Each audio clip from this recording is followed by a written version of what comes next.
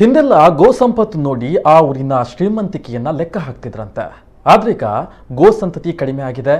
ದೇಶಿ ತಳಿಯ ಗೋವುಗಳು ತುಂಬಾನೇ ವಿರಳ ಆಗಿಬಿಟ್ಟಿದೆ. ಹೀಗಾಗಿ ಅಳಿವಿನಂಚಿನ ದೇಶಿ ಗೋವುಗಳ ಉಳಿವಿಗಾಗಿ ಪರಬರೆ ಆದ ಗೋಮಾಳ ಭೂಮಿಯ ರಕ್ಷಣೆಗಾಗಿ ಪೇಜಾವರ ಶ್ರೀಗಳ ನೇತೃತ್ವದಲ್ಲಿ ವಿಶೇಷ ಪ್ರಯತ್ನ ಕರಾವಳಿಯಲ್ಲಿ ಶುರುವಾಗಿದೆ.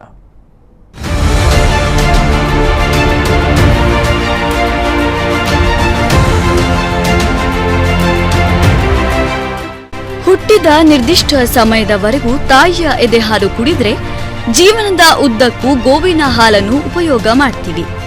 ಅಷ್ಟು ಶ್ರೇಷ್ಠ ಆರೋಗ್ಯ ವರ್ಧಕ ಗೋವಿನ ಹಾಲು. ಆದ್ರೆ ಇತ್ತೀಚಿನ ವರ್ಷಗಳಲ್ಲಿ ಗೋವುಗಳ ಸಂಖ್ಯೆ ವಿರಳವಾಗಿದೆ. ದೊಡ್ಡ ಮಟ್ಟದಲ್ಲಿ ಉದ್ಯಮವಾಗಿ ವಿದೇಶಿ ಗೋವುಗಳನ್ನು ಸಾಕಾಣಿಕೆ ಮಾಡಲಾಗುತ್ತದೆ ಬಿಟ್ರೆ ದೇಶಿ ತಳಿಯ ಗೋವುಗಳ ಸಂಖ್ಯೆ ತುಂಬಾನೇ ಕ್ಷೀಣಿಸಿದೆ. ಇದಕ್ಕೆ ಕಾರಣ ಹಲವಾರು. ಹಿಂದೆ ಗ್ರಾಮಗಳಲ್ಲಿ ಗೋವುಗಳ ಮೇವಿಗಾಗಿ ಗೋಮಾಳದ ಜಾಗದಲ್ಲಿ ಮೇವುಗಳು ಯಥೇಚ್ಛವಾಗಿ ಸಿಗ್ತಾ ಇತ್ತು. ಆದ್ರೆ ಇತ್ತೀಚಿನ ವರ್ಷಗಳಲ್ಲಿ ಗೋಮಾಳ ಜಾಗ ಪರಭಾರೆ ಆಗ್ತಿದೆ. ಕೆಲ ಗ್ರಾಮದಲ್ಲಿ ಗೋಮಾಳದ ಜಾಗ ಬೇರೆ ಬೇರೆ ಉದ್ದೇಶಕ್ಕಾಗಿ ಬಳಕೆಯಾಗುತ್ತಿದೆ. ಹೀಗಾಗಿ ಗೋಮಾಳ ಜಾಗವನ್ನು ಊರಿನಲ್ಲಿ ಗೋ ಸಾಕಾಣಿಕೆ ಮಾಡುವವರಿಗೆ ಗೋಶಾಲೆಗಳಿಗೆ ನೀಡಬೇಕು ಅಂತ ಪೇಜಾವರ ವಿಶ್ವಪ್ರಸನ್ನ ತೀರ್ಥರು ಆಗ್ರಹಿಸಿದ್ದಾರೆ. ಬ್ರಿಟಿಷರ ಕಾಲದಲ್ಲೂ ಗೋಮಾಳ ಗೋಮಾಳವಾಗಿಯೇ ಉಳಿದಿತ್ತು. ಆದ್ರೆ ನಂತರದಲ್ಲಿ ಗೋಮಾಳ ಬೇರೆ ಬೇರೆ ಉದ್ದೇಶಕ್ಕಾಗಿ ಯಾಕೆ ಬಳಸಲಾಗುತ್ತಿದೆ ಅಂತ ಸರ್ಕಾರವನ್ನು ಪ್ರಶ್ನಿಸಿದ್ದಾರೆ. ಗೋವುಗಳನ್ನು ಯಾರು ಸಾಕ್ತಾ ಇದ್ದಾರೆ ಅವರಿಗೆ ಮೇವನ್ನು ಹುಟ್ಟಿಸುವುದಕ್ಕೋಸ್ಕರ, ಬೆಳೆಯುವುದಕ್ಕೋಸ್ಕರ, ಅಂತೂ ಗೋವುಗಳ ಉಪಯೋಗಕ್ಕೋಸ್ಕರ ಅವು ಮೀಸಲಾಗಿ ಉಳಿಬೇಕು, ದೊರೆಯಬೇಕು. ಆ ನಿಟ್ಟಿನಲ್ಲಿ ಸರ್ಕಾರ ಪ್ರಯತ್ನಿಸಬೇಕು ಅನ್ನೋದು ನಮ್ಮ ಅನಿಸಿಕೆ. ಇವತ್ತು ಅನೇಕ ಮಂದಿ ತಮ್ಮ ಮನೆಯಲ್ಲಿ ಗೋವುಗಳನ್ನು ಸಾಕಿ ಅವುಗಳ ಉತ್ಪನ್ನ ಏನಿದೆ ಹಾಲು, ಅದನ್ನು ಮಾರಿ ಬದುಕನ್ನು ಸಾಗಿಸ್ತಾ ಇದ್ದಾರೆ. ಅದರವರೆಗೆ ಗೋವುಗಳಿಗೆ ಬೇಕಾಗಿರತಕ್ಕಂತಹ ಮೇವನ್ನು ಹುಟ್ಟಿಸುವ ವ್ಯವಸ್ಥೆ, ಬೆಳೆಯುವ ವ್ಯವಸ್ಥೆ ಇಲ್ಲ.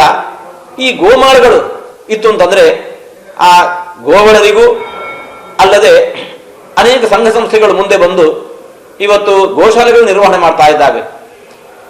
ಆ ಗೋಶಾಲೆಗಳಿಗಂತೂ ಅಲ್ಲಿ ದೊಡ್ಡ ಸಂಖ್ಯೆಯಲ್ಲಿ ಗೋಗಳು ಇರ್ತಾವಾಗಿ ಗೋವಿನ ಮೇವಿನ ಅವಶ್ಯಕತೆ ಬಹಳವಾಗಿದೆ.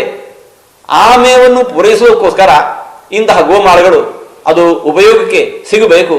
ಆ ನಿಟ್ಟಿನಲ್ಲಿ ಸರ್ಕಾರ ಆ ಭೂಮಿಯನ್ನು ಗುರುತಿಸಿ ಬೇರೆ ಉಪಯೋಗಗಳಿಗೆ, ಬೇರೆ ಉದ್ದೇಶಗಳಿಗೆ ಅದನ್ನು ಬಳಸದಂತೆ ನಿರ್ಬಂಧಿಸಿಕೊಂಡು ಈ ಗೋಮಾಳಗಳನ್ನು ಗೋವುಗಳ ಉಪಯೋಗಕ್ಕೋಸ್ಕರ ಉಪಯೋಗ ಆಗುವಂತೆ ಸಂಘ ಸಂಸ್ಥೆಗಳಿಗೆ ಆ ಪರವಾನಗಿ ನೀಡಬೇಕು ಅನ್ನೋದು ನಮ್ಮ ಬೇಡಿಕೆ.